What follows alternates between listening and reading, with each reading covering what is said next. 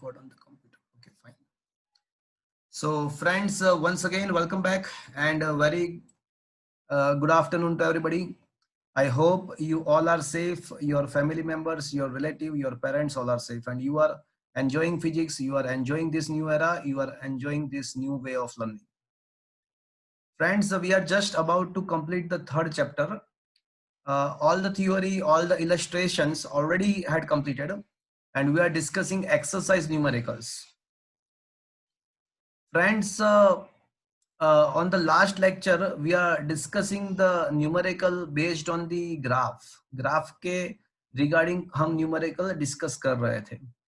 3-4 numerical ऐसे है कि जो मैं अभी यहाँ पे ऑनलाइन सीखा, उसके बदले आपको जब हमारा ऑफलाइन स्टार्ट होगा, probably from the next month they are planning to start offline, देखते हैं probably स्टार्ट हो जाए, तो एट दैट टाइम डेफिनेटली हम उसको डिस्कस कर लेंगे, तो आपको ज्यादा अच्छे से समझ में आ जाएगा. But right now there are still some numericals are remaining, so we will complete by today's lecture and we will start a fourth chapter as well. Friends, एक बार फिर से मैं आपको याद करा देता हूं. मुझे बताओ, मेरे क्वेश्चंस का आंसर दो. अगर आपको पोजीशन वर्सेस टाइम का ग्राफ दिया हुआ है, तो मुझे ये बताओ उसका स्लोप हमको क्या देगा? Velocity, average velocity. अच्छा, हम ऐसा कह सकते हैं कि अगर कोई दो पॉइंट को कनेक्ट करते हैं, अगर कोई दो पॉइंट को कनेक्ट करने के द्वारा कोई लाइन ड्रॉ करते हैं, तो उसका स्लोप आपको क्या मिलेगा? Average value, average velocity. और कोई एक पॉइंट पे अगर हम टेंजेंट ड्रॉ करते हैं, तो उसका स्लोप आपको क्या देगा? Instantaneous velocity. Very good, very good, very good. Apart from that, if we apply the same concept for the velocity versus time graph, तो velocity versus time graph का स्लोप आपको, अगर दो पॉइंट को मिला के लाइन ड्रॉ करते हो, तो एवरेज एक्सेलरेशन. और अगर कोई पॉइंट पे हम टेंजेंट ड्रॉ करेंगे, तो उसका स्लोप आपको क्या देगा? Instantaneous acceleration. Very good. Apart from that, one more thing, अगर if you find the area enclosed by the velocity versus time graph, velocity versus time graph का अगर एरिया फाइंड करते हो, तो आपको क्या देगा वो? Distance travel. तो वो डिस्टेंस ट्रैवल भी दे सकता है, डिस्प्लेसमेंट भी दे सकता है. हाँ, अगर ऊपर का मतलब टाइम एक्सिस के ऊपर का एरिया अगर पॉजिटिव, नीचे का एरिया नेगेटिव करके अगर आप एडिशन करते हो, तो that will give you the displacement. But अगर सारे एरियाज पॉजिटिव करके सम करते हो, एडिशन करते हो, तो आपको वो डिस्टेंस ट्रैवल देगा.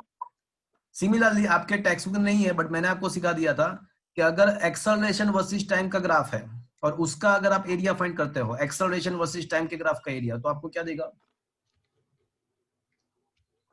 वेलोसिटी वर्सेस टाइम के ग्राफ का एरिया आपको क्या देता है?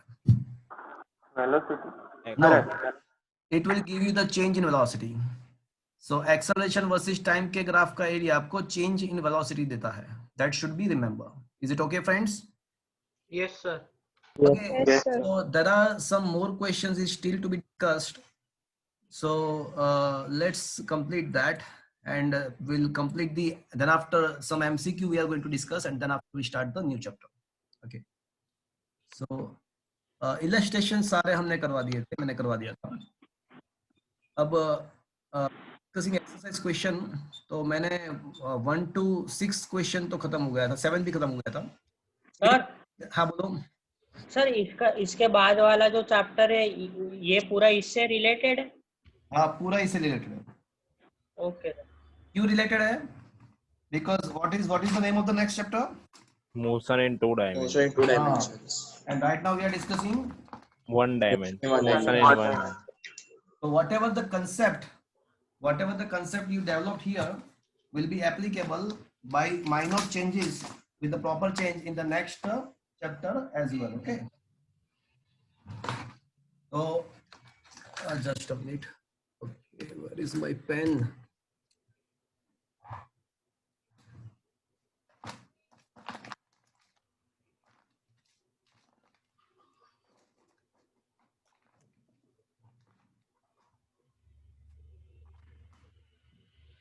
तो क्वेश्चन नंबर 1 to 7 मैंने करवा दिया है. 8th and 9th के बारे में मैंने ऐसा बोला था कि भाई वो हम ऑफलाइन मिलेंगे तब डिस्कस करेंगे. ओके.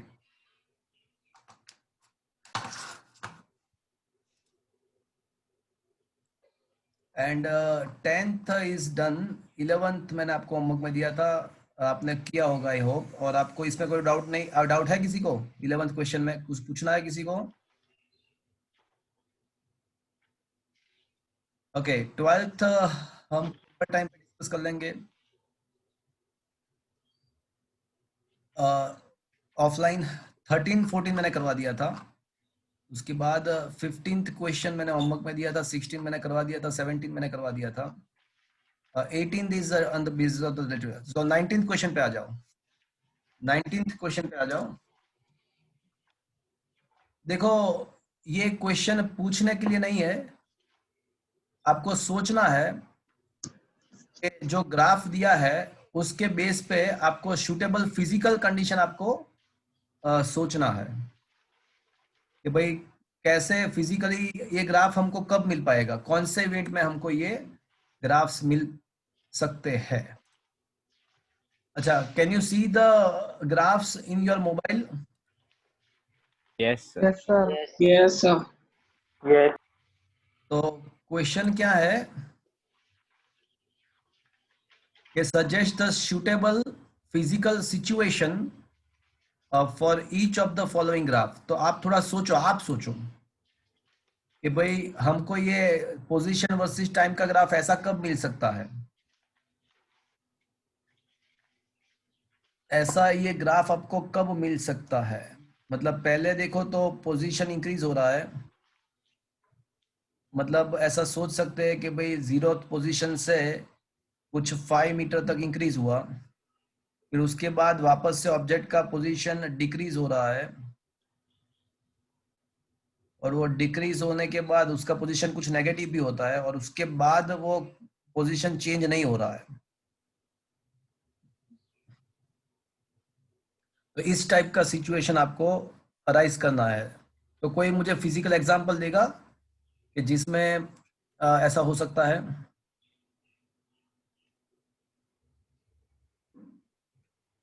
पहले पोजीशन लीनियरली इंक्रीज हो रही है।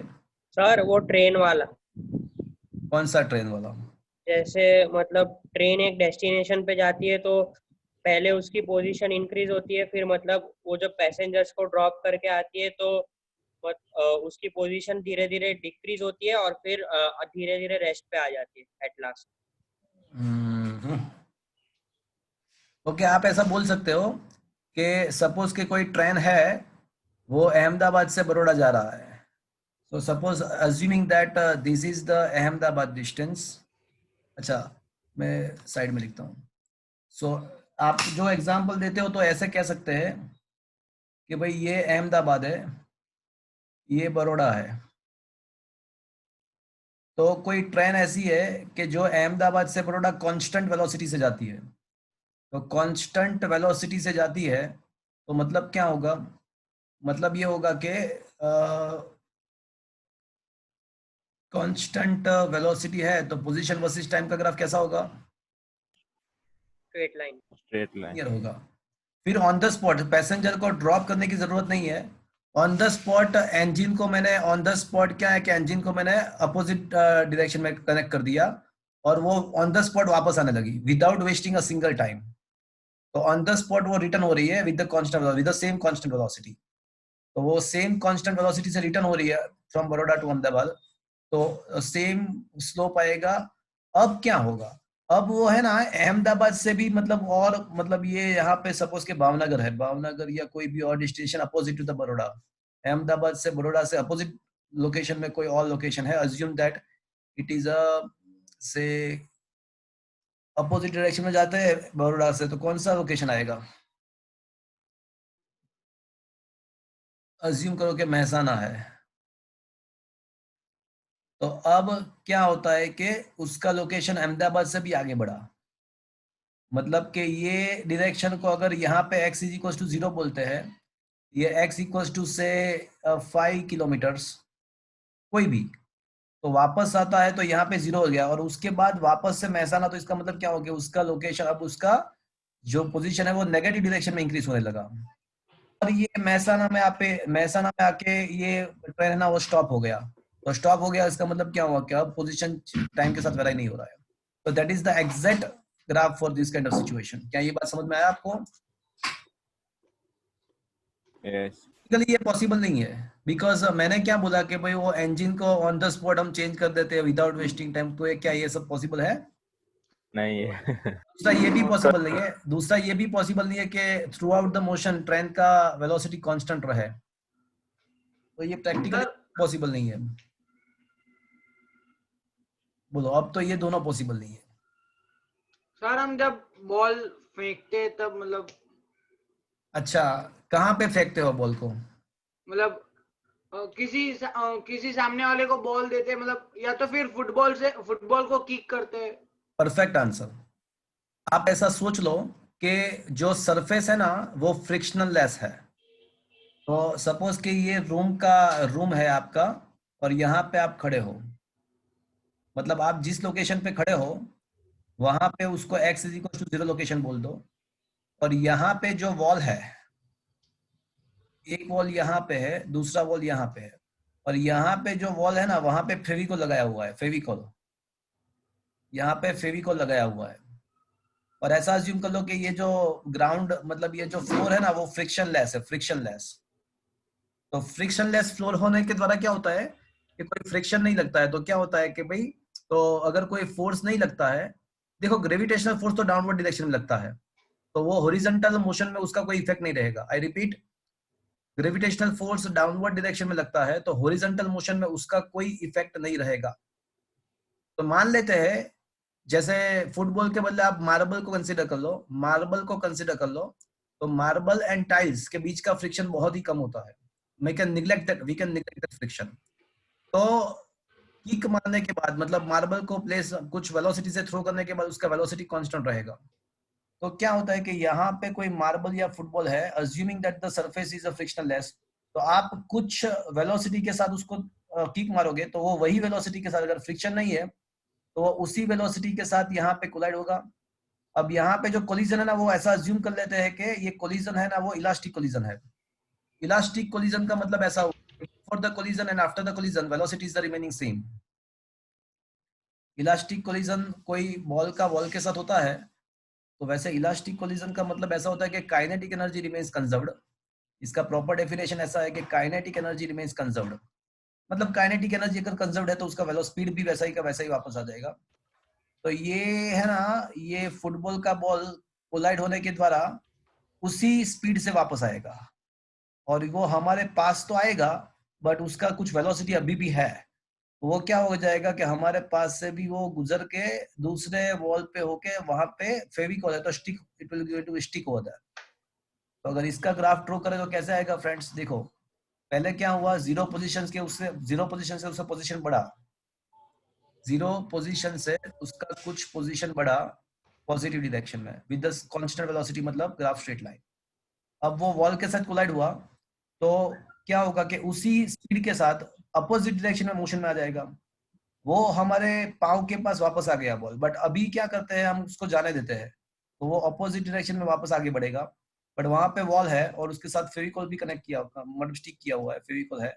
वो क्या करेगा कि वहां पे वॉल के साथ स्टिक हो जाएगा, तो अब उसका पोजीशन चेंज नहीं होगा टाइम के साथ।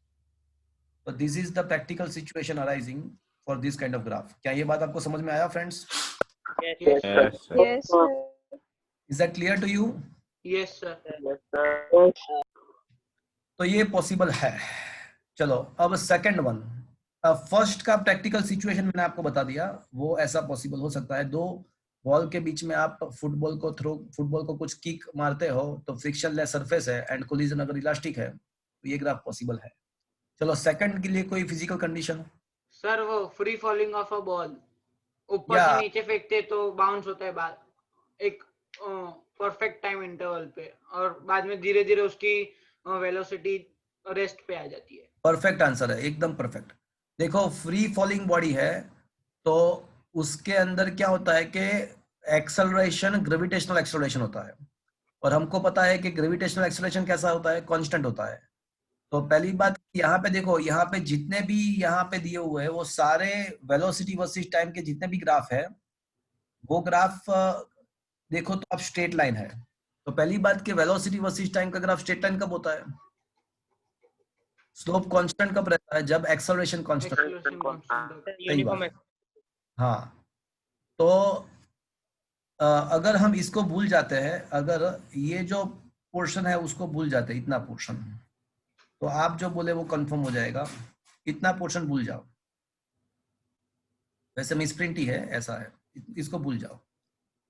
तो बराबर बात है कि भाई हमने फ्री फॉल करवाया, मतलब जीरो टाइम पे वेलोसिटी जीरो है, जीरो टाइम पे वेलोसिटी जीरो है, ये वेलोसिटी वर्सेस टाइम का ग्राफ है।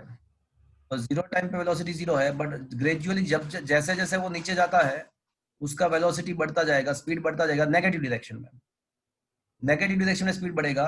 फिर वो क्या करेगा कि जमीन के साथ, ग्राउंड के साथ कोलाइड होगा। तो जैसा ही कोलाइड होगा तो ऑन द स्पॉट क्या हो जाएगा? ऑन द स्पॉट उसका स्पीड अपोजिट डायरेक्शन में आ जाएगा। मतलब अगर वो 10 मीटर पर सेकंड के साथ कोलाइड हो रहा है ग्राउंड के साथ, तो ऑन द स्पॉट उसका पहले -10 मीटर पर सेकंड था, बट कोलाइड होने के बाद ऑन द स्पॉट क्या हो जाएगा उसके velocity? Assume that the collision is assuming that 10 metre per second हो जाएगा। तो ऑन द स्पॉट -10 से कितना हो जाएगा? 10 metre per second. It will spontaneously changes its position.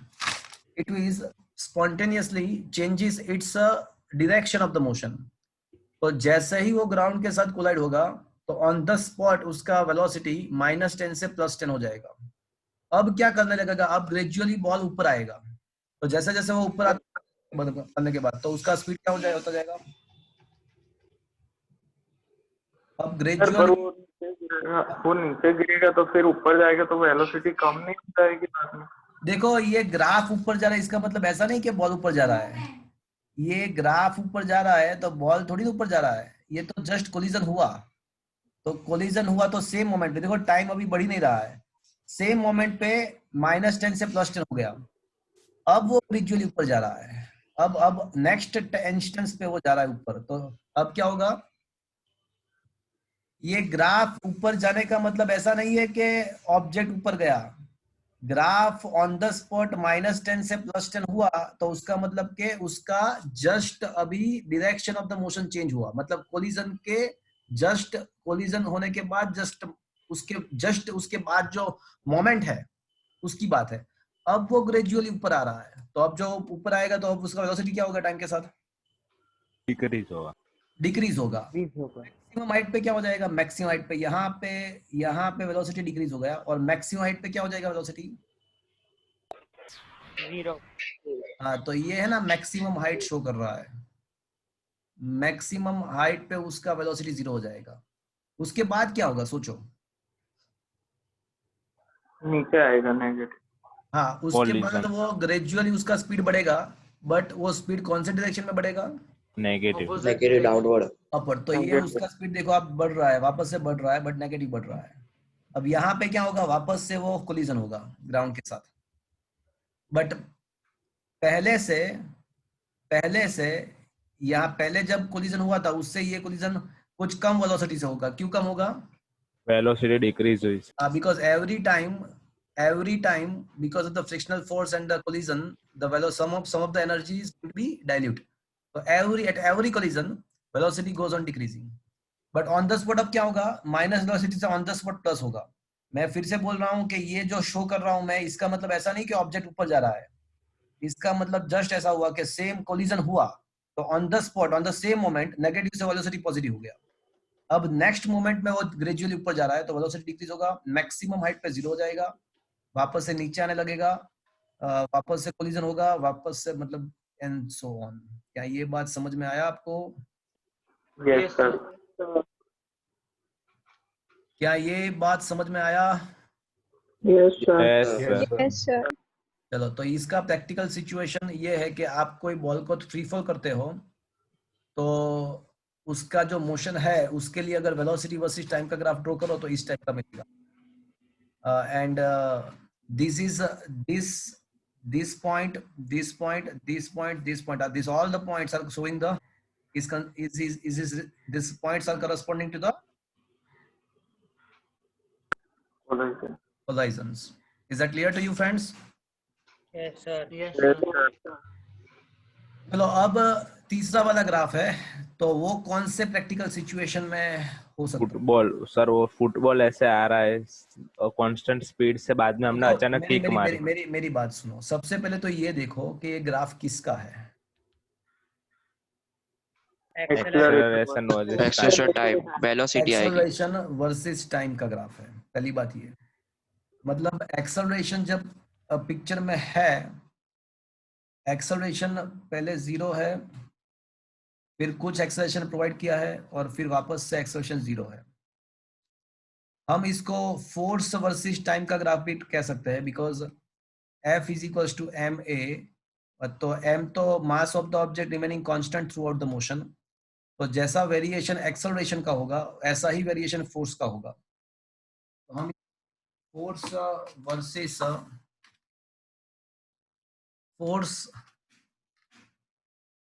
Versus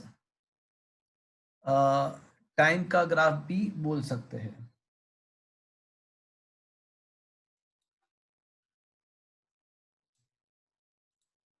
okay, क्या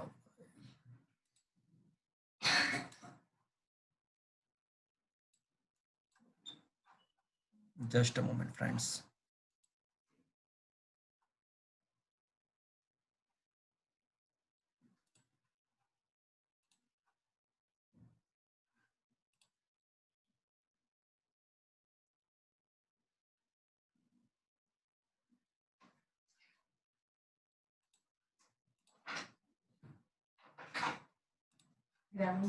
Kunal Kothari, Kunal, yes sir. why are you being late so much? Sir वो connect ही नहीं हो रहा था सर, पता नहीं लिंक में।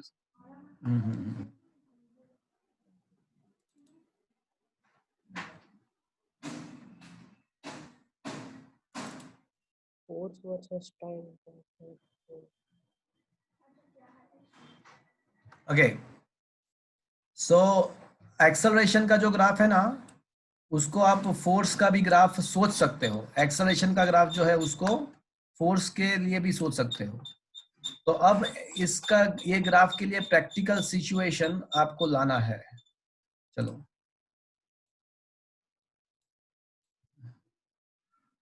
तो इसमें क्या हो रहा है भैया, पहले एक्सेलरेशन 0 है, मतलब फोर्स 0 है। उसके बाद कुछ फोर्स अप्लाई हो रहा है और उसके बाद वापस से फोर्स 0 हो रहा है। तो अब मुझे बताओ कि कौन सा प्रैक्टिकल सिचुएशन यहाँ पे हम अप्लाई कर सकते हैं।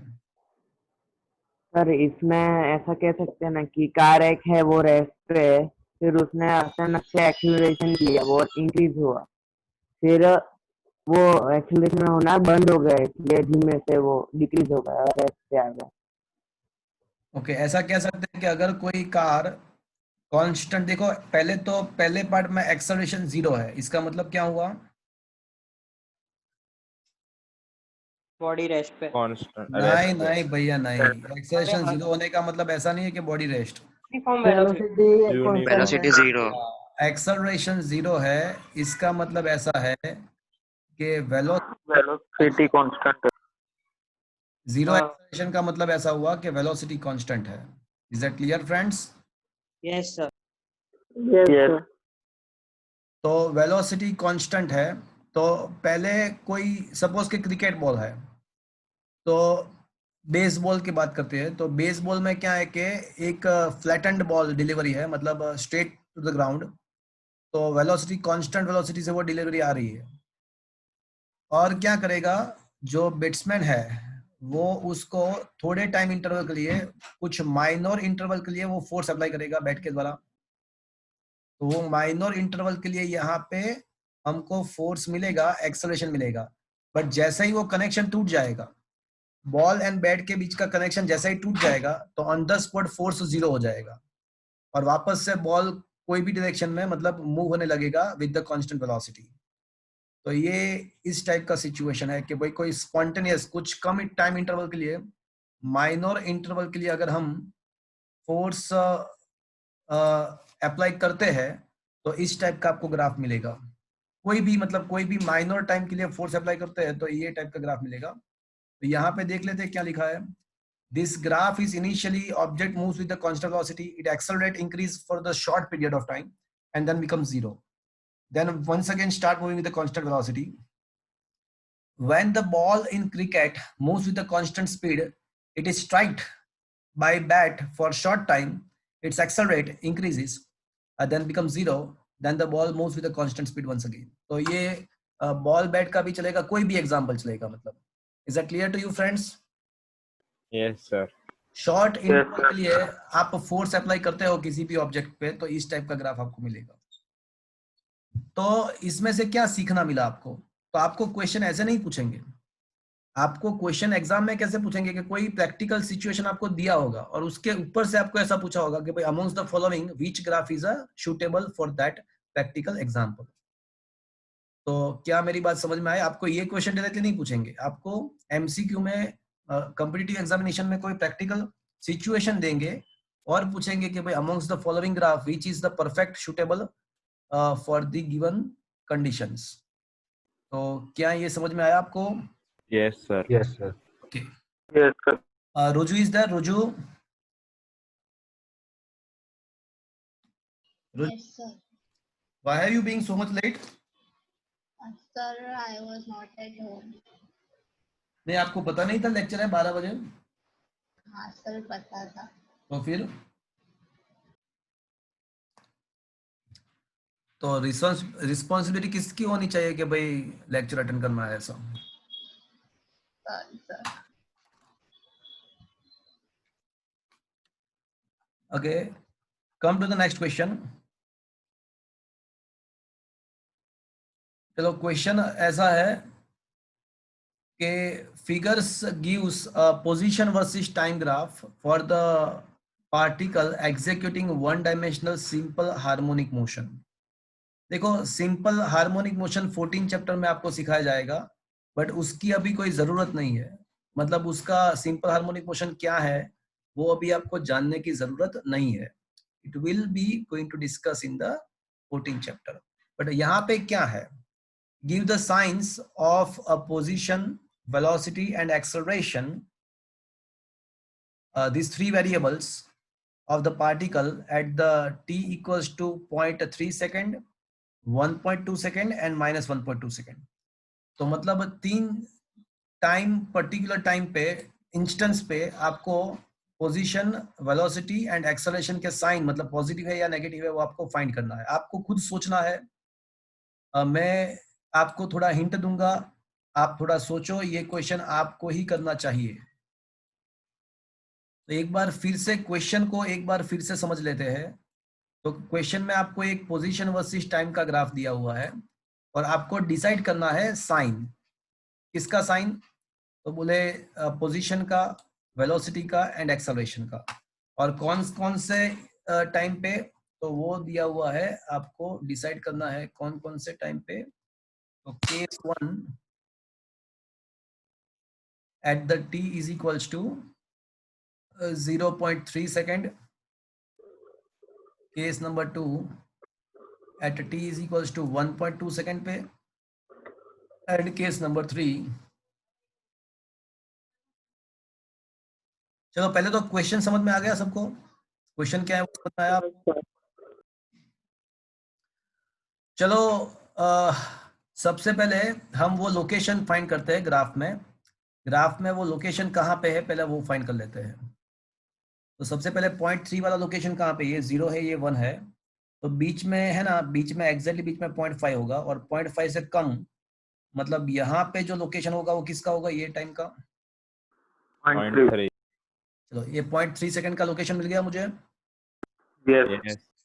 चलो अब 1.2 सेकंड कहाँ पे होगा? तो 1 और 2 के बीच में 1.5 होता है और 1.5 से कम पे 1.2 आएगा. तो मतलब वो कौन सा हुआ? तो क्या ये 1.2 सेकंड का लोकेशन पता चल गया आपको? Yes. Okay fine. और ये क्वेश्चन बहुत ही बढ़िया है फ्रेंड्स, बहुत ही मजेदार है. और -1.2 कहाँ पे आएगा? तो ऑब्वियसली यहाँ पे -1 -2 1.5 होता है, उसके थोड़े कम आगे. तो ये जो लोकेशन होगा वो क्या होगा फ्रेंड्स? -1.2. ओके चलो पोजीशन तो आपको समझ में आ जाएगा, पोजीशन में तो कुछ भी नहीं है, सोचना है वो वेलोसिटी एंड एक्सेलरेशन के बारे में सोचना है, पोजीशन में तो कुछ भी नहीं टाइम है। एक्सिस के ऊपर हुआ तो पॉजिटिव और टाइम एक्सिस के नीचे हुआ तो नेगेटिव। हाँ डेफिनेटली, किसके बारे में आप बोले पहले तो? पोजीशन। परफेक्ट, तो एकदम परफेक्ट, पोजीशन में तो कुछ जरूरत ही नहीं है, वो तो दिख ही रहा है, वो तो दिख ही रहा है कि अगर टाइम एक्सिस के ऊपर होगा तो वो पोजीशन पॉजिटिव होगा और टाइम एक्सिस के नीचे होगा तो वो नेगेटिव होगा। तो ऑब्वियसली मुझे ये बताओ कि पॉइंट 3 लोकेशन है, वहां पे पोजीशन नेगेटिव है या पॉजिटिव है? पॉजिटिव। पॉजिटिव। पॉजिटिव। अरे कैसे पॉजिटिव है भैया, ग्राफ कहाँ पे जा रहा है? अरे नेगेटिव। नेगेटिव। अरे ग्राफ का लोकेशन ये है देखो, तो ये जो पॉइंट है वो नेगेटिव है या पॉजिटिव है? नेगेटिव। नेगेटिव है। Is that clear friends? Yes sir. Yes, अच्छा अब sir. 1.2 में जो ग्राफ है ना उसका लोकेशन ये रहा, तो ये पॉजिटिव। पॉजिटिव। पॉजिटिव। और मैं अभी पोजीशन की ही बात कर रहा हूँ, वेलोसिटी एंड एक्सेलरेशन की बात बाद में करते हैं।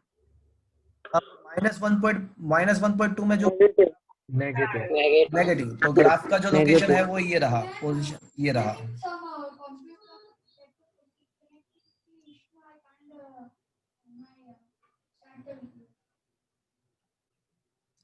तो क्या फ्रेंड्स ये समझ में आया? यस। यस Yes, चलो sir. तो पोजीशन का तो कोई टेंशन नहीं है। अब मुझे ये बताओ कि कोई भी इंस्टेंस पे अगर आपको पोजीशन टाइम के ग्राफ के द्वारा वेलोसिटी फाइंड करना है, कोई भी इंस्टेंस पे पोजीशन वर्सेस टाइम के ग्राफ के द्वारा अगर आपको वेलोसिटी फाइंड करना है तो आपको क्या करना पड़ेगा? टेंजेंट ड्रॉ करो। एग्जैक्टली, कौन बोला? Tangent drop. कौन बोला? मानव। मानव गॉट द राइट आंसर कि आपको पोजीशन ग्राफ के द्वारा अगर किसी भी इंस्टेंस पे आपको वेलोसिटी फाइंड करना है तो आपको वो इंस्टेंस पे ग्राफ को टेंजेंट ड्रॉ करना पड़ेगा, और अगर वो टेंजेंट एक्सेंडिंग लाइन है तो वो वेलोसिटी पॉजिटिव रहेगा, और वो टेंजेंट अगर डिसेंडिंग लाइन है तो वो वेलोसिटी नेगेटिव रहेगा। तो सबसे पहले मैं क्या करूंगा, पॉइंट 3 वाला जो लोकेशन है वहां पे मैं टेंजेंट ड्रॉ कर रहा हूँ। तो आप ग्राफ को देख के मुझे बताना कि मैंने जो ये टेंजेंट ड्रॉ किया है उस मतलब ये वेलोसिटी जो है, अच्छा जस्ट ओके, सर डिसेंडिंग मतलब वो नीचे की तरफ होगा ना? हाँ एग्जैक्टली। तो ये टेंजेंट मैंने ड्रॉ किया, तो मुझे सोच के बताओ कि ये पॉइंट 3 वाले लोकेशन में मैंने टेंजेंट ड्रॉ किया, तो ये जो है ना वो वेलोसिटी पॉजिटिव दे रहा है या नेगेटिव दे रहा है? नेगेटिव। ऐसे नीचे जा रहा है, देखो लाइन नीचे जा रही है, तो मतलब क्या हुआ? नेगेटिव। नेगेटिव। तो मतलब हाँ, सो ये बहुत ही बढ़िया क्वेश्चन है, बिकॉज हाँ from this question you will get the idea how to consider positive negative of the all the 3 quantities. चलो पॉइंट 3 वाला खत्म, अब 1.2 वाला पॉइंट है, तो 1.2 वाला पॉइंट ये रहा 1.2 वाला, तो वहां पे मैं वापस से एक बार ड्रॉ कर, तो यहाँ पे अगर टेंजेंट में ड्रॉ करता हूँ तो it will be like this. मुझे बताओ कि ये ये टेंजेंट जो है वो पॉजिटिव होगा या नेगेटिव होगा? Positive. हाँ ये तो इंक्रीजिंग लाइन है ना, तो मतलब ये जो है ना टेंजेंट को आप देख सकते हो कि ये एसेंडिंग है, मतलब आपको स्लोप को चढ़ना है। अगर आपको स्लोप चढ़ रहे हो तो मतलब पॉजिटिव, उतर रहे हो तो नेगेटिव, तो ये पॉजिटिव हो जाएगा। तो क्या ये बात समझ में आया फ्रेंड्स? यस Yes, अब sir. -1.2 पे अगर वापस से एक बार स्लोप ड्रॉ करने की ट्राई करें -1.2 पे, तो ये -1.2 का यहाँ पे है, तो उस स्लोप कैसे मिलेगा? चलो एक्सेंडिंग लाइन पॉजिटिव, देखो पॉजिटिव ही है, आप देख सकते हो कि लाइन एक्सेंडिंग है, तो इसका भले ही ये माइनस टाइम माइनस है, भी नेगेटिव है, बट वेलोसिटी वहां पे पॉजिटिव, वेलोसिटी वहां पे पॉजिटिव है बिकॉज लाइन जो है वो, तो ये पॉजिटिव आएगा। क्या ये चीज समझ में आया आपको फ्रेंड्स? Yes, sir. चलो अब मुझे ये बताओ कि एक्सेलरेशन, याद करो मैंने एक टॉपिक आपको समझाया था कि from the position versus time graph you can find the sign of the acceleration, acceleration का साइन आप फाइंड कर सकते हो। Yes sir. तो अब मुझे ये बताओ कि पॉइंट 3 पे एक्सेलरेशन क्या होगा, पॉजिटिव या नेगेटिव? पॉजिटिव। पॉजिटिव। तो देखो रूल ऐसा है, मैंने आपको याद है कैसे समझाया था कि 3-4 आजू बाजू 3-4 आपको टेंजेंट ड्रॉ करना है और उसके बाद आपको पता चलेगा कि इंक्रीज हो रहा है या डिक्रीज हो रहा है। तो ये पॉइंट 3 के आसपास अगर आप ड्रॉ करते जाओगे ना एक के बाद, तो पहले पॉइंट 3 के पहले और उसके बाद में अगर ड्रॉ करोगे टेंजेंट, तो ग्रेजुअली स्लोप डिक्रीज, देखो नेगेटिव स्लोप है ना, वो डिक्रीज हो रहा है ग्रेजुअली। ये पॉइंट 3 पे नेगेटिव स्लोप है, तो उसके बाद का पॉइंट है ना, तो देखो यहाँ पे स्लोप 0 हो जाएगा। नेगेटिव स्लोप डिक्रीज होने के बाद उसके बाद 0 हो जाएगा, उसके बाद वापस से इंक्रीज होने लगेगा स्लोप। तो मतलब नेगेटिव है, फिर 0 है, फिर पॉजिटिव डायरेक्शन में इंक्रीज हो रहा है, तो इसका मतलब क्या हुआ कि वेलोसिटी इंक्रीज हो रहा है। तो मतलब क्या हुआ, नेगेटिव डिक्रीज होना मतलब इंक्रीज होना। तो क्या होगा एक्सेलरेशन, पॉजिटिव या नेगेटिव? क्या बोल रहा अभी? अब मैं आपको सिंपल रूल और एक एकदम सिंपल रूल दे रहा हूँ, एकदम सिंपल, कुछ भी करने की जरूरत नहीं है आपको, सिंपल। आप बोले अभी वो नेगेटिव इंक्रीज होना मतलब, नेगेटिव डिक्रीज होना मतलब इंक्रीज होना। मतलब सर क्या हुआ वो पता नहीं चला। मतलब अगर वेलोसिटी नेगेटिव है और नेगेटिव वैल्यू डिक्रीज हो रहा है, नेगेटिव वैल्यू डिक्रीज हो रहा है, तो उसका मतलब ऐसा हो कि एक्चुअली वो इंक्रीज हो रहा है। तो इंक्रीज हो रहा है तो उसका मतलब क्या एक्सेलरेशन पॉजिटिव लेना है नेगेटिव लेना है? हाँ, एक्सेलरेशन ही पॉजिटिव होगा। पॉजिटिव होगा। बट इससे सिंपल रूल, आपको कुछ भी करने की जरूरत नहीं है। आपको क्या करना है कि आपको ग्राफ को देखना है, अगर वो कॉन्केव फ्रॉम अप साइड,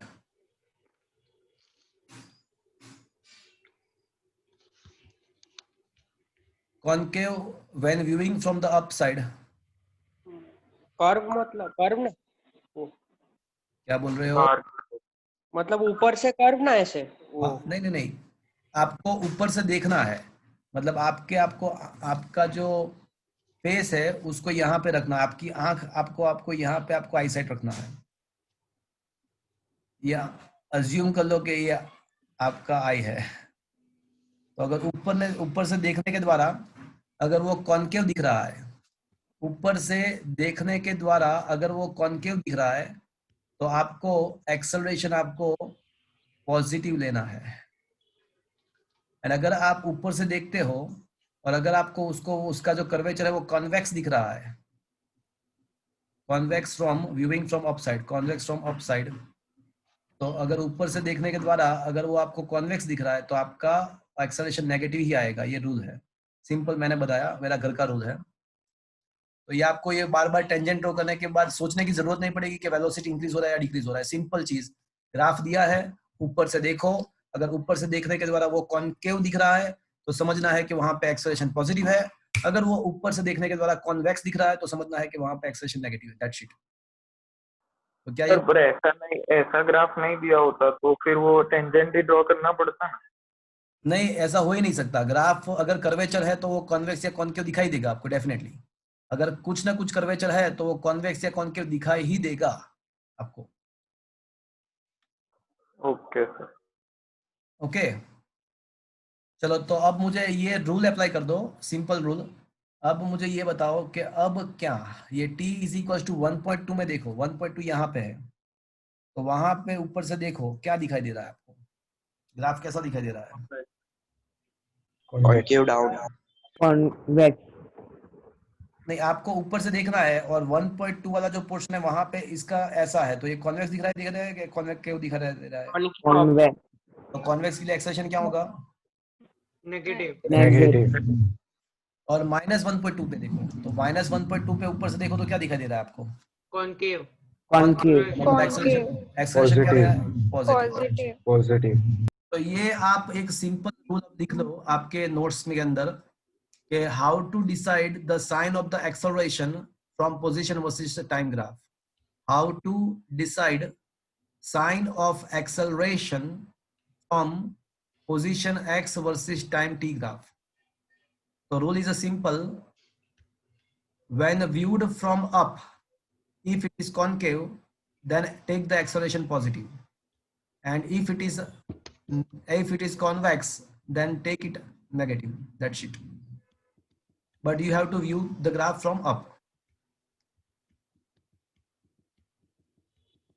तो ये रूल लिख दो, बहुत काम आएगा, बहुत बार काम आएगा। लिख दिया। ऊपर से देखने के द्वारा अगर वो कॉनकेव दिखाई दे रहा है तो वहां पे एक्सर्शन पॉजिटिव लेना है, और अगर वो कॉन्वेक्स दिखाई दे रहा है ऊपर से देखने के द्वारा तो वहां पे आपको एक्सेलरेशन नेगेटिव लेना है। That's it. तो क्या ये बात समझ में आया आपको? Yes sir. Yes, sir. Yes sir. तो ये क्वेश्चन खत्म।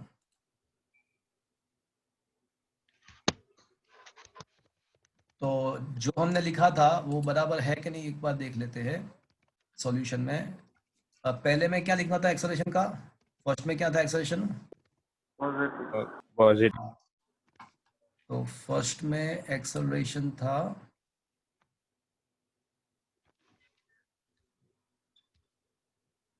या, तो 0.3 में देखते तो कॉनकेव, हाँ तो पॉजिटिव था। तो एक्सेलरेशन फर्स्ट में पॉजिटिव था, इसके बाद पॉजिटिव, नेगेटिव, पॉजिटिव। ओके, देख लेते हैं बराबर है कि नहीं। जो सॉल्यूशन दिया है वहां पे चेक कर, आपके पास है, नोट्स है मेरा? Yes sir. तो देखो तो ये बराबर मैंने जो लिखा है बराबर आ रहा है, देखो तो। यस सर बराबर। All the three are correct? Yes sir. Okay, fine. Sir -1/2 negative नहीं है? -1/2, तो क्या नेगेटिव क्या पॉजिटिव, कौन की बात कर रहे हो आप? सर वो किसकी? अंदर नहीं, मुझे ये बताओ कि किसकी बात कर रहे हो आप, एक्सेलरेशन, वेलोसिटी या पोजीशन? एक्सेलरेशन। हाँ, तो ऊपर से देखो, आप ऊपर से देखो तो क्या दिख रहा है आपको? आपको ग्राफ ऊपर से देखने के द्वारा कैसा दिख रहा है? कॉनकेव है या कॉन्वेक्स दिख रहा है? ये जो ग्राफ है वो कैसा दिख रहा है? अंदर की साइड कर्व है तो फिर वो कॉन्वेक्स। नहीं, मैं क्या बोल रहा हूँ, अंदर बाहर भूल जाओ, आप ऊपर से ग्राफ को देखो तो ये आपको क्या दिखाई दे रहा है? कॉनकेव दिख रहा है या कॉन्वेक्स दिख रहा है? ये शेप आपको कैसा दिख रहा है? बस, तो बात खत्म। कॉनकेव के लिए क्या है, क्या लेना है आपको? ये अंदर बार आप क्या, सिंपल सी तो रूल मैंने बताया कि ऊपर से देखना है, शेप को देखना है, और शेप देखो, अगर वो कॉनकेव है तो पॉजिटिव लो, कॉन्वेक्स है तो negative low. That's it. Okay sir. अच्छा, अगर आपको मतलब, ये तो मैंने ट्रिक, ये this is just a trick, ये तो just it is a my trick and it is a valid every time. ये तो मैंने ट्रिक दिया, अगर आपको समझना है, पूरा समझना है, पूरा, तो मैं वो भी समझा सकता हूँ आपको। देखो, अगर आपको प्रैक्टिकली पूरा समझना है, एक्चुअल में वो वाकई ही वहां पे पॉजिटिव है, तो वो भी मैं आपको बताऊँ। चलो, look at this.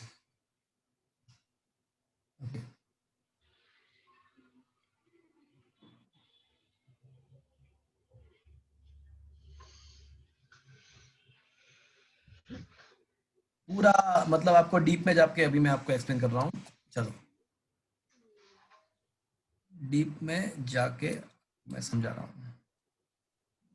Are you able to see this in the word file? Yes sir. Yes, sir. अब मुझे क्या करना है, मेरा टारगेट क्या है? मेरा टारगेट ये है कि भाई ये -1.2 पे, टारगेट ये है कि -1.2 जहां पे आ रहा है, यहाँ पे कहीं पे, तो वहां पे क्या होगा, वहां पे एक्सेशन क्या होगा? तो आपको क्या करना है कि आपको उसके आजू बाजू वाले पॉइंट लेने हैं, उसके आजू बाजू वाले पॉइंट लेने हैं। तो ये हमारा जो पॉइंट है वो ये माइनस ये रहा -1.2 वाला। तो उसके आजू बाजू के पॉइंट्स आपको लेने हैं और आपको एक के बाद एक टेंजेंट ड्रॉ करना है। और आपको पता है कि ये टेंजेंट हमको क्या देता है? टेंजेंट हमको वेलोसिटी देता है। हाँ, पोजीशन वर्सेस टाइम ग्राफ का टेंजेंट आपको वेलोसिटी देता है। तो टेंजेंट एक के बाद एक मैंने ड्रॉ किया, देखो।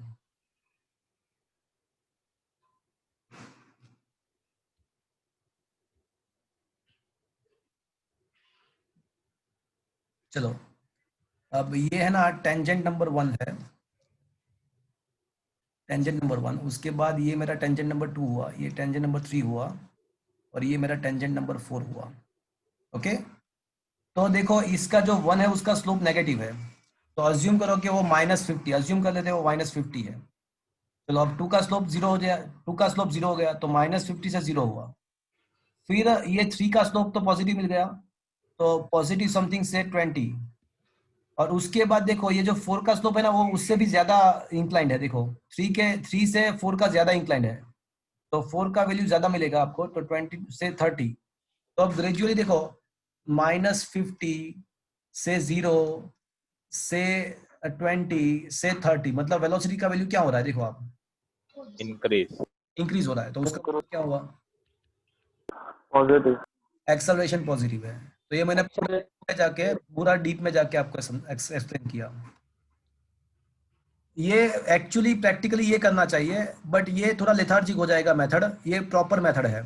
बट मैंने आपको एक सिंपल सा रूल दिया, बहुत ही सिंपल, मेरा खुद का घर का रूल है, ये बहुत ही सिंपल है कि अगर आपको ग्राफ को क्या करना है, ऊपर से देखना है, अगर वो कॉनकेव है तो एक्सेलेरेशन पॉजिटिव ले लो, अगर वो कॉन्वेक्स है तो एक्सेलेरेशन नेगेटिव ले लो, दैट शीट।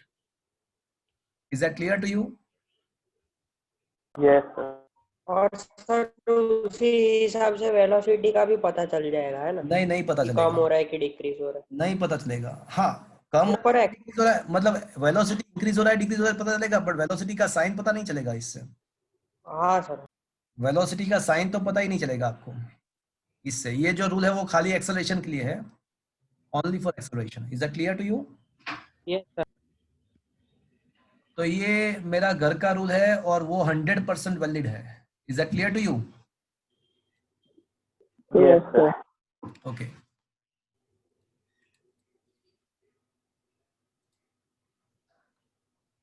चलो तो अब आते हैं क्वेश्चन नंबर 21 पे।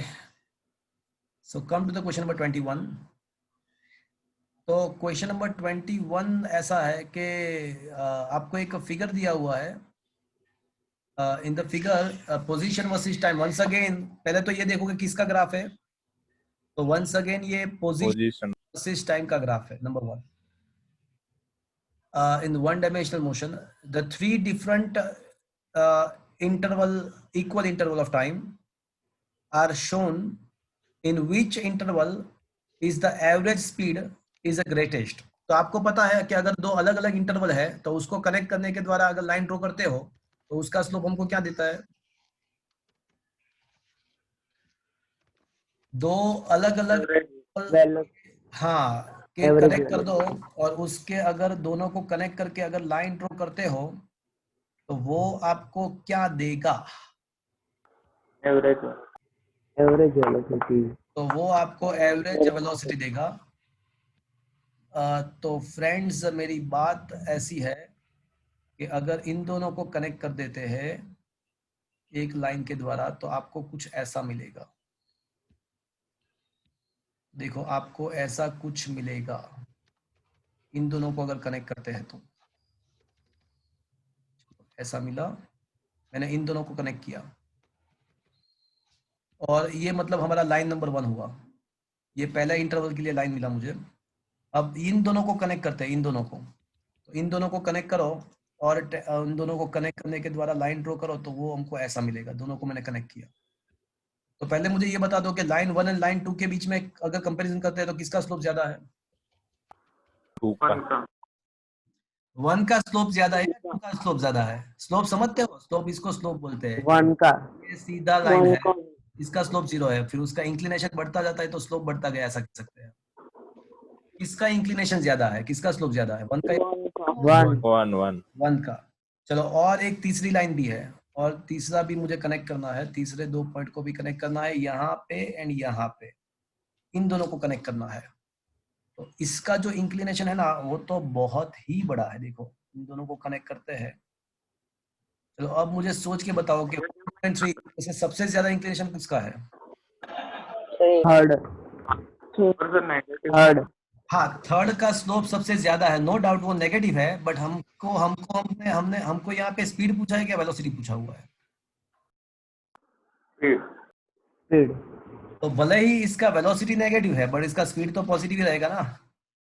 भले ही इसका वेलोसिटी है ना वो नेगेटिव है, बट इसका स्पीड तो पॉजिटिव ही रहेगा ना। तो अब सोच के बताओ कि ये तीन में से सबसे ज्यादा स्पीड किसका है? ठीक है। थर्ड। ठीक है, नो डाउट वो नेगेटिव है, वो वेलोसिटी नेगेटिव होगा, बट वो पॉजिटिव ही होगा ना। तो मतलब सबसे ज्यादा स्लोप किसका है? थर्ड का। मतलब नेगेटिव पॉजिटिव कोई मायने नहीं रखता, बिकॉज स्पीड की बात है, हमको जस्ट स्लोप कंसीडर करना है, चाहे वो पॉजिटिव है नेगेटिव है कोई मायने नहीं रखता। तो सबसे ज्यादा स्लोप किसका है? तो लाइन नंबर 3 का सबसे ज्यादा स्लोप है, तो इसका मतलब ऐसा होगा कि स्पीड वहां पे सबसे ज्यादा होगा। Sir Okay? वेलोसिटी लिखा होता तो फर्स्ट का आएगा। हाँ, अगर वेलोसिटी लिखा होता तो मैं फर्स्ट ऐसा कह सकता, और मैं मेंशन भी कर देता, कि the average velocity in the third case is a negative maximum, तो कोई मेरे मार्क्स कट ना करे। ओके, तो मैं ऐसा यस सर। क्या आंसर लिखता पता है आपको? अगर वेलोसिटी पूछते हैं तो मैं ऐसा लिखता कि positive velocity in the interval number 1 is maximum and negative velocity in the interval 3 is maximum, तो मैं ऐसा आंसर लिखता। Is that clear? Yes sir. Okay, तो यहाँ पे हाँ सर। हाँ बोलो। सर ग्राफ के जो क्वेश्चंस नोट्स में दिए और जो थियरी के क्वेश्चंस दिए वो एग्जाम पॉइंट ऑफ व्यू से मतलब उतना करके जाए तो इनफ है। देखो मेरी बात सुनो, आप अगर बोर्ड का प्रिपरेशन करते हो तो वो इनफ है, और बोर्ड के अंदर आपको अगर उसके फंडामेंटल आपके क्लियर है तो आपको बोर्ड के अंदर इसके बेस पे ही क्वेश्चन आएंगे, वो सेम टू सेम आए ऐसा नेसेसरी नहीं है, पहली बात। बट अगर वो आपने क्लियर किए है, अगर आपने वो खुद सोचा है, आपके फंडामेंटल स्ट्रांग है, तो के बेस पे ही बोर्ड में आएंगे, सेम टू सेम आना ऐसा जरूरी नहीं है, बट आपको वो आ जाएगा अगर आपने ये बराबर किया है। अगर कॉम्पिटिटिव एग्जामिनेशंस का प्रिपरेशन के लिए बात करते हो तो उसके लिए मैंने अलग से असाइनमेंट दिया हुआ है, उसमें ग्राफिकल क्वेश्चन अलग से दिए हुए हैं, मैंने एक पूरा असाइनमेंट का एक पार्ट ही है जिसमें ग्राफिकल क्वेश्चन ऐसा लिखा हुआ है, तो वो आपको करना पड़ेगा। Okay okay sir. बट ये अभी आपको समझ में आया, और ऐसा भी पूछा है कि किस केस में वो वेलो स्पीड सबसे कम है, तो सबसे कम कहाँ पे आएगा? 2 में। हाँ, 2 में। मैक्सिमम कहाँ पे? इंटरवल नंबर 3, एंड मिनिमम कहाँ पे? Interval number 2। तो वही आंसर लिखा हुआ है, velocity in the third interval is maximum, so slope is greater, and velocity in the second interval is minimum because slope is the minimum. Is that clear to you friends? Yes sir. Yes sir. Okay, चलो वापस से वही बात। तो अब है ना, पहले तो ग्राफ किसका दिया हुआ, पहले तो ये देख लो, किसके वर्सेस किसका दिया हुआ है? Speed versus time. Speed versus time का दिया हुआ है, पहली बात तो ये है। तो अब देख लेते हैं क्वेश्चन क्या क्या है या क्या क्या है। Okay, figure gives a speed versus time graph of a particle in the motion along a constant direction, मतलब एक ही डायरेक्शन में उसका मोशन हो रहा है। 3 equal interval of time is shown, मतलब टाइम इंटरवल सारे तीनों सेम ही दिए हुए हैं। तो in which interval is the average acceleration is the greatest in the magnitude, मतलब मैग्नीट्यूड ही देखना है, पॉजिटिव नेगेटिव नहीं देखना है आपको, जस्ट मैग्नीट्यूड कंसीडर करना है। तो कौन से ग्राफ में एक्सेलरेशन का मैग्नीट्यूड, पॉजिटिव नेगेटिव छोड़ दो, मैग्नीट्यूड सबसे ज्यादा कौन से इंटरवल में है, ऐसा क्वेश्चन पूछा हुआ है। तो आपको सबसे ज्यादा एक्सेलरेशन कौन से पार्ट में है वो आपको फाइंड करना है। तो मैं क्या करूंगा कि स्पीड वर्सेस टाइम का ग्राफ का जो स्लोप होता है वो हमको ऑलवेज एक्सेलरेशन देता है। तो हम क्या करेंगे कि तीनों इंटरवल में हम क्या करेंगे, तीनों इंटरवल में हम उसका लाइन का स्लोप फाइंड करेंगे। तो let me just draw the line for all the 3 intervals and you will decide which slope is maximum. तो ये को कनेक्ट कर दिया, और इसका ऐसा है, इसको कनेक्ट कर दिया,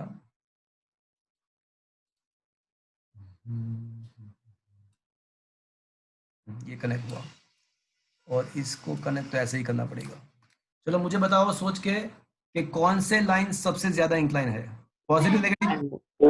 सेकंड वाला पॉजिटिव नेगेटिव Second. छोड़ दो, पॉजिटिव नेगेटिव छोड़ दो, बट सबसे इंक्लाइंड लाइन कौन सा है? सेकंड वाला Second. सेकंड वाला। तो इसका एक्सेलेरेशन सबसे ज्यादा होगा। तो in the second part the slope is maximum, hence the acceleration is maximum. क्या ये बात समझ में आया आपको? Yes sir. तो first question is over, first question is over. चलो अब क्वेश्चन ऐसा है कि in which interval the average speed is maximum. अब एवरेज स्पीड कौन सा इंटरवल पे मैक्सिमम है, ऐसा क्वेश्चन पूछा हुआ है। सर सेकंड वाला नहीं, मुझे ये बताओ कि किसके वर्स किसका थर्ड वाला। ये स्पीड वर्सेस टाइम का ही तो ग्राफ है। स्पीड यस सर तो कहाँ पे स्पीड सबसे ज्यादा है? थर्ड। हाँ, तो स्पीड में देखो सबसे ज्यादा स्पीड तो थर्ड वन में ही है ना। अच्छा is that clear? Yes sir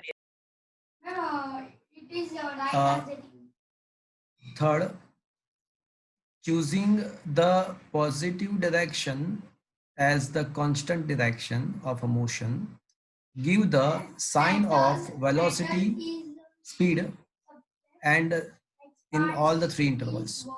यहाँ पे v का मतलब स्पीड करना है,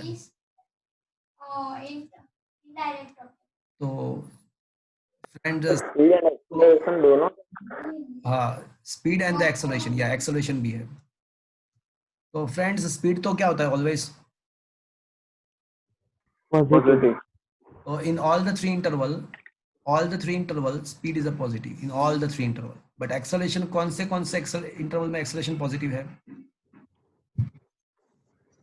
फर्स्ट में एंड थर्ड में पॉजिटिव। हाँ, चलो मुझे ये बताओ कि फर्स्ट में एक्सेलरेशन क्या है? पॉजिटिव। सेकंड में डिसेंडिंग लाइन, एंड थर्ड में क्या दिख रहा है? Constant. जीरो। मुझे तो जीरो दिख रहा है। तो अब वो लोकेशन अगर सेम टू सेम हाइट पे है तो वो जीरो आ जाएगा। अब पता नहीं यहाँ पे जीरो है कि नहीं है, यहाँ पे सॉल्यूशन में या जीरो लिखा हुआ है, परफेक्ट है। तो बराबर, हमने जो सोचा वो बराबर है। थर्ड केस में दोनों पॉइंट एक ही हाइट पे है, तो अगर दोनों को कनेक्ट करेंगे तो आपको हॉरिजॉन्टल लाइन मिलेगा, तो एक्सेलरेशन जीरो मिल जाएगा। वेलोसिटी सब में पॉजिटिव, सॉरी स्पीड सब में positive, acceleration positive negative zero. क्या ये बात समझ में आया आपको? Yes sir. Yes, sir. चलो, तो क्या लिखा है कि in all the part speed is v greater than zero, speed सब में positive, but acceleration positive negative and zero. चलो question number 4, at the point a b c and d what is about the acceleration. तो अब यहाँ पे average की बात नहीं है, कोई पर्टिकुलर पॉइंट की बात है, तो आपको वो सारे पॉइंट पे क्या करना पड़ेगा? टेंजेंट ड्रॉ करना। पॉइंट ए पे टेंजेंट ड्रॉ करो, या पॉइंट बी पे टेंजेंट ड्रॉ करो, या पॉइंट सी पे टेंजेंट ड्रॉ करो, एंड पॉइंट डी पे टेंजेंट ड्रॉ करो, तो what you will gate? Zero. हाँ, जीरो तो एक्सेलरेशन। चारों जगह पे स्लोप क्या मिलता है आपको? देखो जीरो ही मिलता है। So in all the point A B C and D you can see if we try to draw the tangent over there we got the horizontal lines, means that in all the such point a b c d the acceleration becomes zero. तो क्या ये बात समझ में आया आपको friends? Yes sir. Speed versus time का graph का जो स्लोप है वो एक्सेलरेशन है। ओके, तो in all four places the acceleration becomes zero. Is it okay friends? Yes sir. Okay.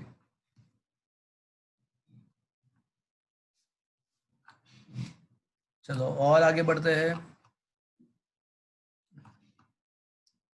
चलो question number 23, three-wheeler starts from the rest, accelerate uniformly with the speed of 1 meter per second square on a straight road for the 10 seconds. चलो starts from the rest का मतलब क्या हुआ? Velocity zero. Initial, and उसके बाद लिखा है कि कांस्टेंट एक्सेलरेशन है, तो उसका मतलब क्या हुआ कि we can apply the all the formulas of the Constant acceleration. Constant acceleration. Okay, तो कांस्टेंट एक्सेलरेशन के सारे फॉर्मूला, हमारे पास कितने फॉर्मूला है कोई मुझे बताएगा? 5 4 हमारे पास टोटल 5 5 फॉर्मूलाज। हाँ वो nth वाला। हाँ, एक तो सेपरेट ही था, अलग सा था। तो we can apply all the formula. सब देखते हैं पूछा क्या है। तो 10 सेकंड के लिए वो मोशन कर रहा है, then moves with the uniform velocity and after that is start moving with after 10 second उसका जो मोशन है वो यूनिफॉर्म वेलोसिटी के साथ है। तो आफ्टर 10 सेकंड उसका जो मोशन है वो यूनिफॉर्म वेलोसिटी के साथ है। तो क्वेश्चन क्या है भैया? तो क्वेश्चन ये है कि plot the distance covered by the vehicle in the nth second. चलो ये पर्टिकुलर किसका क्वेश्चन है, कौन से फॉर्मूला अप्लाई करना पड़ेगा? चलो समझ। nth second apply the formula of the nth second. what was the formula? v0 plus Sn is equals to v0 plus a/2 into 2 but and मैंने 9 v0 नहीं लिखा, क्यों नहीं लिखा? 0 ये है। इनिशियल वेलोसिटी 0 है तो टाइम भी 0। Very good. अब यहाँ पे एक्सेलरेशन तो 1 ही दिया हुआ, देखो 1 दिया हुआ एक्सेलरेशन। एक्सेलरेशन का वैल्यू 1 दिया हुआ है ना? Yes. मुझे क्या करना है कि distance travelled in the nth second versus n का ग्राफ ड्रॉ करना है। तो 0, फिर n का वैल्यू 1 प्लेस करेंगे, 2 प्लेस करेंगे, 3 प्लेस करेंगे, 4 and so on and 10th place करेंगे, राइट? और देखते हैं पहले फर्स्ट 1 में क्या मिलता है हमको। चलो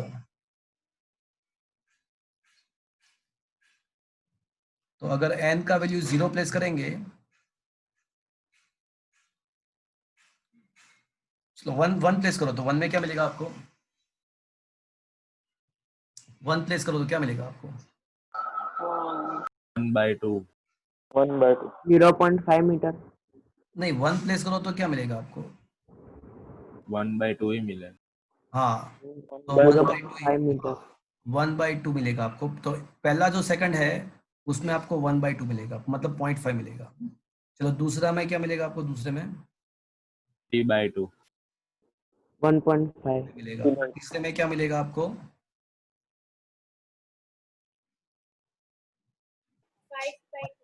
5/2 5/2 का मतलब 2.5 हुआ। तो Yes. मिलेगा आपको 1 जो है तब 0.5 आएगा, फिर 1.5 आएगा, मतलब 1 के लिए ये, तो ये लोकेशन मिलेगा आपको। फिर 1.5 के लिए 2 तो आएगा। तो अगर आप ऐसे ड्रॉ करते जाओगे ना तो आपको कुछ ऐसा मिलेगा। अगर आप ड्रॉ करोगे तो आपको कुछ ऐसा मिलेगा। और 10 सेकंड ले लो, 10 सेकंड ले लो तो क्या मिलेगा आपको? एंड सो ऑन, तो क्या मिलेगा आपको? 9.5 20 माइनस 1 19/2 तो 9.5। तो ये 10 सेकंड पे आपको मिलेगा, 10 सेकंड पे आपको मिलेगा कुछ 9.5 यहाँ पे कुछ। तो आप प्रॉपर स्केल के साथ अगर ये ड्रॉ करोगे तो आपको ऐसा स्ट्रेट लाइन मिल जाएगा। आप अगर प्रॉपर स्केल के साथ ये ड्रॉ करोगे तो definitely you will get this kind of straight line. और उसके बाद क्या होगा? इसके बाद क्या होगा फ्रेंड्स? उसके वेलोसिटी 0। हाँ, उसके बाद उसने क्या किया कि start moving the constant velocity. तो अगर कांस्टेंट वेलोसिटी के साथ मूव हो रहा है तो इक्वल इंटरवल में वो इक्वल ही डिस्टेंस ट्रैवल करेगा। तो अब क्या होगा कि इक्वल इंटरवल में वो इक्वल डिस्टेंस ट्रैवल करेगा, मतलब ग्राफ ऐसा हो जाएगा। मतलब फिर 11 सेकंड 12 सेकंड, मतलब हर एक बार डिस्टेंस सेम टू सेम ही रहेगा। Is that clear to you? Yes. एक बार वेलोसिटी कांस्टेंट हो जाएगा तो उसके बाद वो एवरी सेकंड पे, मतलब 11 सेकंड या 12 सेकंड या 13 सेकंड, उसका डिस्टेंस 9.5 रहेगा इन एवरी सेकंड्स। वो पर सेकंड उसका डिस्टेंस बढ़ेगा नहीं, वो 9.5 रहेगा। Is that clear to you? Yes. इस टाइप का आपको ग्राफ ड्रॉ करना है। तो देखो वही किया है कि फ्रॉम 1 सेकंड टू 10 सेकंड जो लोकेशन किया, पता किया, और उसके बाद आपको ग्राफ, मतलब ये parallel to the time axis मिल जाएगा 9.5 पे। तो just you are required to draw the graph. तो पहले कैलकुलेशन किया इक्वेशन अप्लाई करके, फिर पॉइंट टू पॉइंट को कनेक्ट किया, पॉइंट टू पॉइंट को कनेक्ट किया तो आपको स्ट्रेट लाइन मिला। उसके बाद कांस्टेंट वेलोसिटी है, मतलब वेलोसिटी कांस्टेंट है, तो मतलब क्या होगा कि अब इक्वल टाइम इंटरवल में सेम ट्रैवल करेगा। Is that clear to you? Yes sir, friends, क्या ये बात समझ में आया? Yes sir. Okay,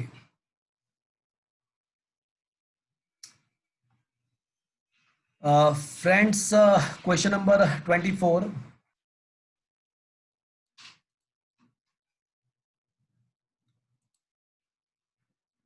24th question, देखो क्या लिखा है friends. A boy standing on the stationary lift, open from above, throw a ball upward with a maximum initial speed he can apply is equals to 49 meter per second. How much time does the ball take to return its hand? If the lift start moving up, second case, if the lift start moving up with the uniform speed of a 5 meter per second, and the boy again throw the ball with the maximum speed, that is 49, he can, so how long does the ball take to return his hand? Sir हाँ बोलो. Sir first case में तो हम लोग normally वैसे कर सकते हैं, और केस में रिलेटिव वेलोसिटी का कॉन्सेप्ट है. हाँ सही बात है आपका. देखो बात सुनो, शॉर्टकट यूज कर सकते हैं ना? हाँ शॉर्टकट भी अप्लाई कर सकते हो. तो यहाँ पे फर्स्ट केस में आपको पता होगा कि टाइम ऑफ फ्लाइट का शॉर्टकट क्या है. टाइम ऑफ फ्लाइट का 2v0. 2v0 बस. हाँ ये टाइम ऑफ फ्लाइट का शॉर्टकट है, केस नंबर 1. या फिर आप कैलकुलेट करो कि पूरा कैलकुलेट करो कि भाई इनिशियल स्पीड v0 है, मैक्सिमम हाइट पे उसका 0 हो जाएगा, तो पहले मैक्सिमम हाइट का टाइम फाइंड कर लो. v is equals to v0 plus at, final velocity 0, initial v0, acceleration should be taken -g, और आपको मैक्सिमम हाइट का टाइम मिल जाएगा 49 minus 9.8t. तो 9.8t is equals to 49, तो t is equals to 5 मिल जाएगा आपको. ये क्या मिला? मैक्सिमम हाइट का, और उसका डबल कर दो तो टाइम ऑफ फ्लाइट वापस कब आएगा? तो 2t से मतलब 10 सेकंड आएगा. ये पूरा मेथड मैंने पूरा मेथड किया, या फिर directly shortcut 2 into 49 divide by 9.8, तो ये हो जाएगा 2 into 490 अपॉन 98. तो 49 2 जा 2 कैंसल, तो 10 सेकंड डायरेक्टली आ गया. Is that clear friends? Yes sir. अब सेकंड केस में क्या है? तो सेकंड केस में ऐसा है कि अब लिफ्ट स्टेशनरी नहीं है. केस 1 में लिफ्ट स्टेशनरी था. अब सेकंड केस में क्या है कि लिफ्ट स्टेशनरी नहीं है, लिफ्ट कुछ वेलोसिटी के साथ मूव हो रही है. तो फ्रेंड्स, अब जो अगर लिफ्ट वो कुछ वेलोसिटी के साथ मूव हो रही है, तो वो जो बॉल है ना, हमारा जो बॉल मेरे हाथ में है, मैं और बॉल दोनों वही वेलोसिटी से मूव हो गए, तो कुछ फर्क ही नहीं पड़ेगा. कुछ फर्क ही नहीं पड़ेगा फ्रेंड्स. लिफ्ट अगर कुछ वेलोसिटी के साथ मूव हो रहा है, तो वो बॉल भी इनिशियली कुछ वेलोसिटी के साथ मूव हो रहा है. तो ये दोनों सिचुएशन सेम टू सेम ही होगा. दोनों सिचुएशन सेम टू सेम ही रहेगा, बिकॉज अगर लिफ्ट अगर कुछ वेलोसिटी के साथ मूव हो रही है, तो वो बॉल भी उसी वेलोसिटी के साथ इनिशियली मूव हो रहा है, और अब हम उसको 49 मीटर पर सेकंड के वेलोसिटी से थ्रो करेंगे, तो वो हमको ऐसा लगेगा कि पहले उसके पास कुछ इनिशियल वेलोसिटी है और 49 हमने एडिशनल दिया, तो वो थोड़ा ज्यादा ऊपर जाएगा.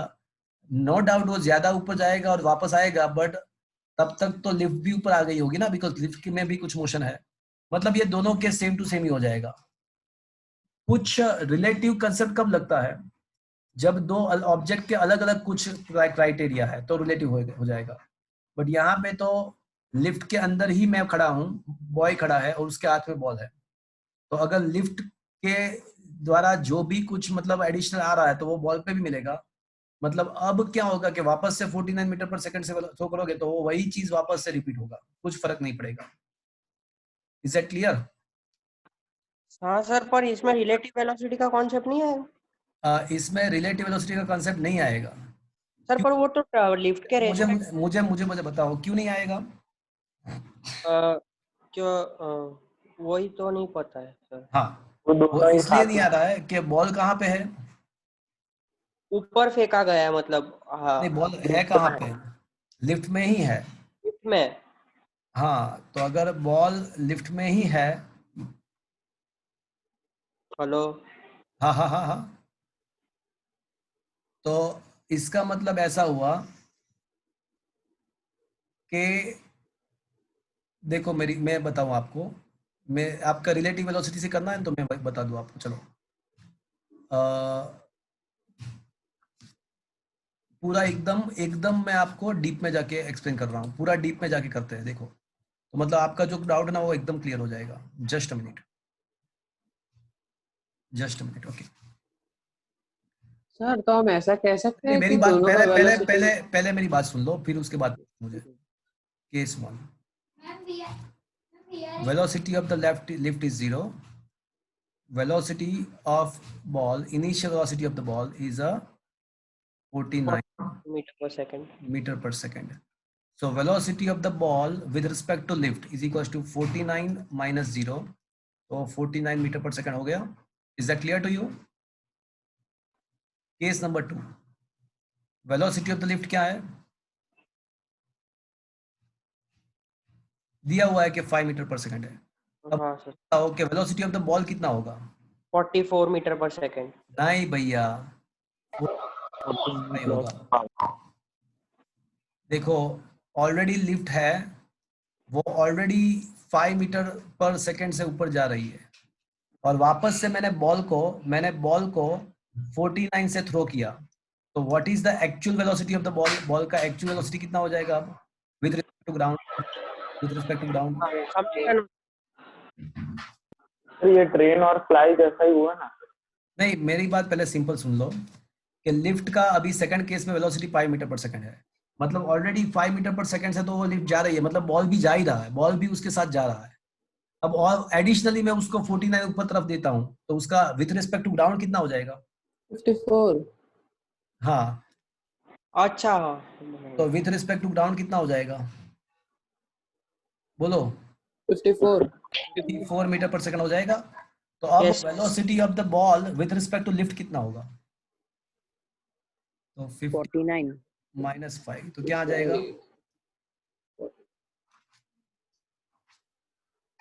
तो सर ये लास्ट में आपने क्या किया? Velocity of ball. अच्छा VBG। अच्छा, एक मिनट, पूरा मैं फिर से आपको पूरा फिर से और चलो। हमारा लेक्चर है तो हम जाए। कितने बजे लेक्चर है? 1:30 को स्टार्ट होगा। तो सर फोन आ गया वो सर का कि लेक्चर में ज्वाइन क्यों नहीं। अच्छा, ओके। तो देखो, ये वेलोसिटी ऑफ द ऑब्जेक्ट है with respect to v is equals to v, याद है ना आपको, VLG माइनस VBG। हाँ सर वो पता है। तो ये दोनों केस आफ्टर ऑल तो सेम ही होगा। देखो, velocity of the ball with respect to lift in both the cases, velocity of the ball with respect to lift will be remains the same, 59 meter per second. So ball will come back to the lift, ground of the lift in the same interval of time in both the cases. दोनों case में velocity of the ball with respect to lift है ना, वो same to same ही हो जाएगा, तो lift के अंदर वापस सेम टाइम इंटरवल में आएगा। ओके सर, ओके बता दो। आप थोड़ा सोच लेना, देख लेना, समझ में आ जाएगा। सर केस 2 में इनिशियल वेलोसिटी 0 रहेगी या इंक्रीज नहीं नहीं नहीं नहीं, हमने उसको 49 से थ्रो किया है ऑलरेडी, उसके पास 5 मीटर पर सेकंड तो था ही, लिफ्ट के अंदर था, इसलिए तो उसका इनिशियल वेलोसिटी क्या हो जाएगा? बोल 55 मीटर प्लस 5 हो जाएगा। Is that clear? Yes sir. चलो, अब ये क्वेश्चन नंबर नेक्स्ट टाइम मुझे करवाना पड़ेगा। Question number just I am just completing 1 by 1 मिनट, 1 मिनट में कंप्लीट करता हूँ। 25 बाकी रहेगा, 25। अब देखो, 1-2 न्यूमेरिकल्स बाकी रह गए, तो नेक्स्ट टाइम मैं भी करवा दूंगा। मैं चैप्टर नंबर 4 स्टार्ट करूंगा। Don't miss the next onward lectures. कल आपका एग्जाम है, एग्जाम में chapter number 3 up to today's lecture, आज तक का आपका एग्जाम में होगा। Okay, yes sir. Okay sir. का सेशन Yes, मैं sir. यहाँ पे अभी खत्म कर रहा हूँ। Thank you. Sir sir next JW का जेडब्ल्यू का एज पर शेड्यूल है ही कल। वो पेपर बाकी रह गया था ना। हाँ, वो है ना, अभी कुछ बच्चों को सेकंड चैप्टर बाकी है, तो मैं सोच रहा हूँ कि उन लोगों का खत्म हो जाए, तो उसके बाद सबको साथ में एग्जाम देने का बोलता हूँ मैं। Sir okay sir. जेडब्ल्यू का बाकी है, वो सेकंड चैप्टर करवाना बाकी है, एक ही टॉपिक बाकी है अभी, उसका खत्म हो जाएगा, तो उसके बाद साथ में पेपर। सर नेक्स्ट मंथ से आप वो चालू करने वाले हो ट्यूशन? नहीं, वो अभी गवर्नमेंट क्या कहती है उसके बेस पे डिपेंडेंट है। Okay sir. सर हाँ बोलो। सर आज नोट्स मिलेगी ना चैप्टर 1 की और वो JEE की चैप्टर 3 की? हाँ आप ऑफिस में जाके कलेक्ट कर लो, पढ़ा ही वहाँ पे ही पढ़ा है, जा सकते हाँ हैं ओके 12 to 6। हाँ तो अभी एक बार रोहित भाई, आप क्या सैटेलाइट ब्रांच में हो या धननिधि ब्रांच में? धन्यवाद। तो रोहित भाई को एक बार फोन कर दो, 6 o'clock तक वैसे है वहाँ पे। हाँ ओके। या thank you. Bye sir. Bye bye sir. Bye bye bye bye. Bye. Bye sir.